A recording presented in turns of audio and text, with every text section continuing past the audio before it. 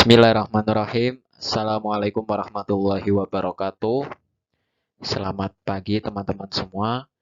Yang saya hormati Bapak Bambang Sri Hartono selaku dosen pengampu mata kuliah perilaku organisasi. Perkenalkan kami dari kelompok 4, izin untuk mempresentasikan hasil dari diskusi kami mengenai tema kepribadian dan nilai. Sebelumnya, pertama-tama marilah kita panjatkan puji syukur kehadirat Allah SWT yang telah memberikan kita rahmat dan nikmat sehingga kita bisa melaksanakan perkuliahan ini dengan secara online tanpa suatu halangan apapun. Salawat ma'asalam tetap tercurah kepada baginda Nabi Agung Muhammad SAW. Semoga kita semua tetap diakui oleh umatnya dan mendapatkan syafaatnya di yaumil kiamat nanti. Langsung saja mengenai pembahasan mengenai kepribadian dan nilai.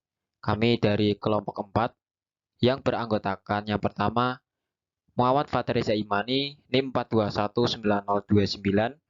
Terus yang kedua ada saya sendiri Muhammad Yusuf NIM 4219039. Terus yang ketiga ada Anggit Nirmalasari NIM 4219131. Lalu ada beberapa poin pembahasan yang akan dibahas mengenai materi atau tema kepribadian dan nilai di dalam perilaku organisasi atau di dalam suatu perusahaan. Yang pertama, membahas pengertian kepribadian dan nilai. Yang kedua, faktor-faktor penentu kepribadian. Yang ketiga, kepribadian dan pembelajaran. Yang keempat, kaitan antara kepribadian dan nilai individu di tempat kerja. Lalu yang kelima, ada nilai-nilai internasional. Yang pertama, mengenai kepribadian dan nilai akan disampaikan langsung oleh Mas Fathriza Imani. Waktu dan tempat saya persilakan. Yang pertama yaitu pengertian kepribadian dan nilai. Kepribadian yaitu suatu yang menggambarkan ciri khas atau keunikan seseorang yang membedakan orang tersebut dengan orang lain. Kepribadian bisa kita katakan sebagai sebuah pola penyeluruh semua kemampuan, perbuatan, serta kebiasaan-kebiasaan seseorang, baik jasmani, mental, rohani, emosional, maupun sosial. Untuk nilai sendiri itu adalah suatu ukuran, norma yang digunakan untuk mengukur sesuatu. Sedangkan kita bisa mengungkapkan nilai itu sebagai salah satu yang menyempurnakan manusia sesuai dengan hakikatnya, seperti nilai etik, ya ini itu nilai yang untuk manusia sebagai pribadi yang utuh, seperti kejujuran, akhlak yang benar, dan sebagainya. Adapun faktor-faktor penentu dari kepribadian sendiri itu ada 3. Yang pertama itu ada keturunan, yang kedua ada lingkungan, dan yang ketiga itu ada situasi.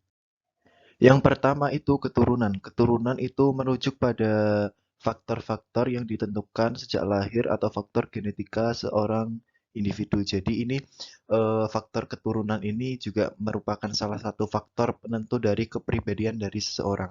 Lalu faktor yang kedua itu adalah faktor lingkungan, yang mana faktor lingkungan ini merujuk pada kebudayaan atau tempat di mana seseorang itu dibesarkan, pengkondisian dini, serta norma-norma di antara keluarga, teman, kelompok, sosial, dan pengaruh-pengaruh lain yang seseorang alami.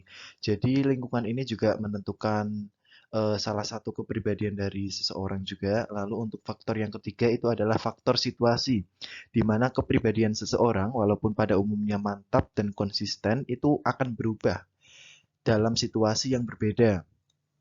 Tuntutan yang berbeda dan situasi berlainan itu memunculkan aspek-aspek yang berlainan pula dari kepribadian seseorang. Yang keempat, yang selanjutnya itu ada kepribadian dan pembelajaran. Yang pertama ada ciri-ciri dari kepribadian individu dibedakan menjadi 4. Yang pertama ada extrovert dan introvert. Untuk extrovert sendiri itu kepribadian yang muncul dari luar diri individu, dan introvert itu dari dalam individu. Yang kedua itu ada sensing dan intuiting. Itu merujuk pada bedanya sensing dan intuiting. Kalau sensing itu lebih kepada tindakan seseorang, kalau intuiting itu lebih kepada institusi atau membayangkan. Lalu yang ketiga ada thinking dan feeling. Kalau thinking itu lebih kepada kepribadian seseorang yang berpikir. Dan feeling itu lebih kepada ke perasaan. Lalu ada perceiving dan judging. Untuk perceiving itu kepribadian dari seseorang yang lebih menerima saran atau masukan dari seseorang. Kalau yang judging itu lebih kepada menolak atau kurang setuju dengan pendapat orang lain. Lalu Hippocrates membagi kepribadian menjadi 4 kelompok besar dengan fokus pada cairan tubuh yang mendominasi dan memberikan pengaruh kepada individu tersebut. Untuk pembagiannya itu ada 4. Yang pertama menurut empedu kuning atau koleris, lalu ada menurut empedu hitam atau melankolis, lalu ada menurut cairan lendir atau flegmatis, dan menurut darah atau sanguitis. Yang pertama menurut empedu kuning atau koleris. Untuk koleris ini, seseorang yang dikatakan berorientasi pada pekerjaan dan tugas, yang mana seseorang itu mempunyai disiplin kerja yang sangat tinggi. Kelebihannya itu adalah melaksanakan tugas dengan setia dan akan bertanggung jawab dengan tugas yang diembannya. Untuk kelemahan dari koleris sendiri itu adalah kurangnya kemampuan untuk bisa merasakan perasaan dari orang lain atau empati, lalu belas kasihnya terhadap penderitaan orang lain juga agak minim karena perasaannya kurang bermain. Lalu untuk yang kedua ada empedu hitam atau melankolis.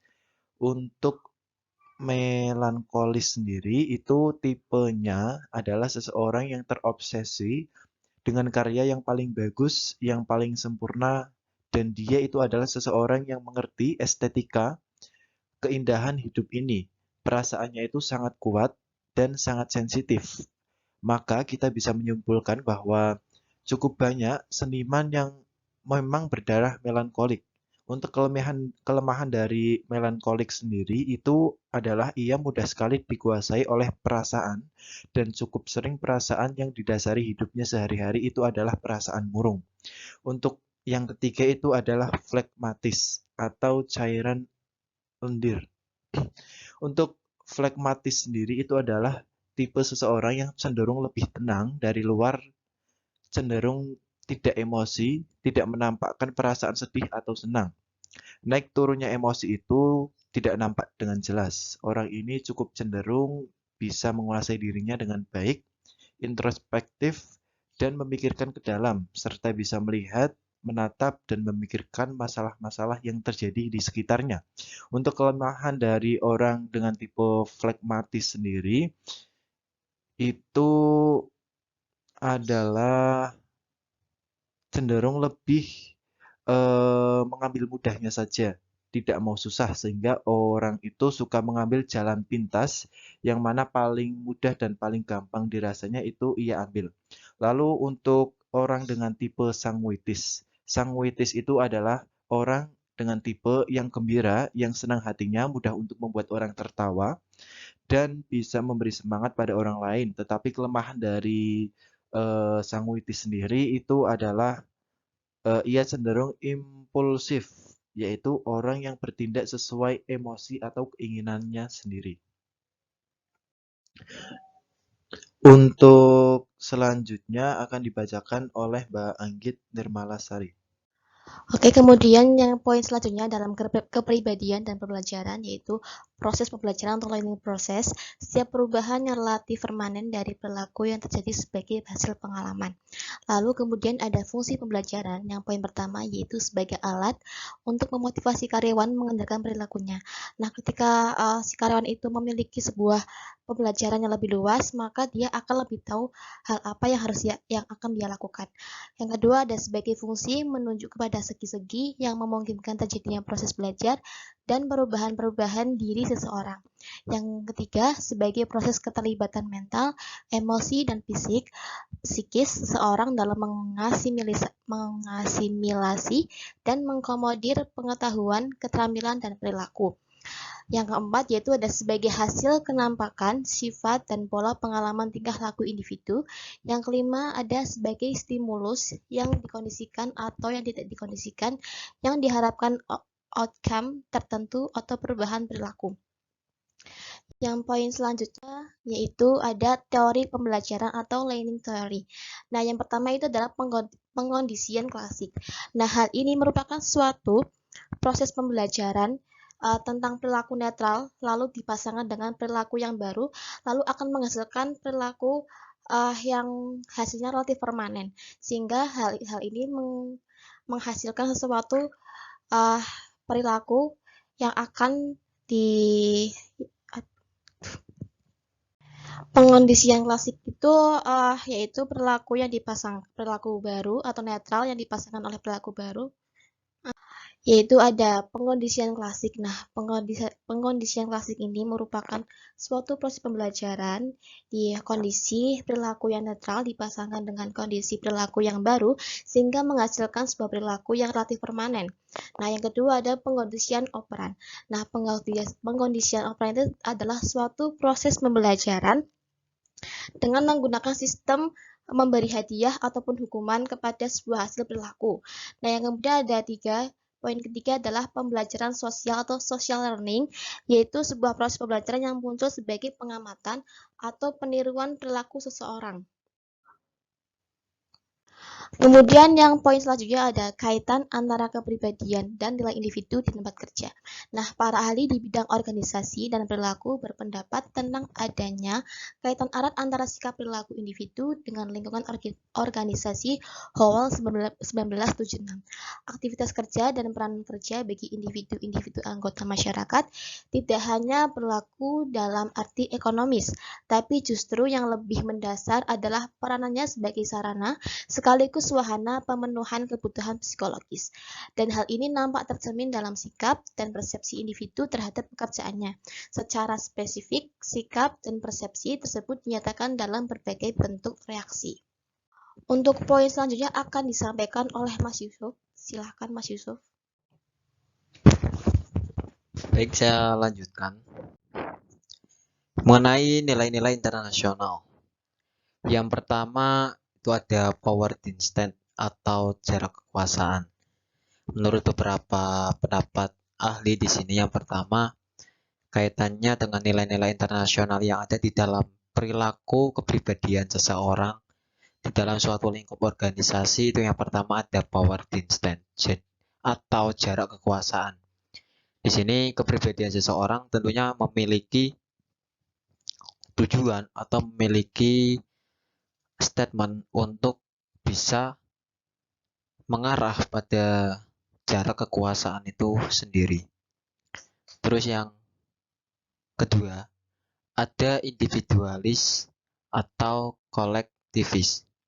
Nah, individualis sendiri kepribadian seseorang yang sering menyendiri.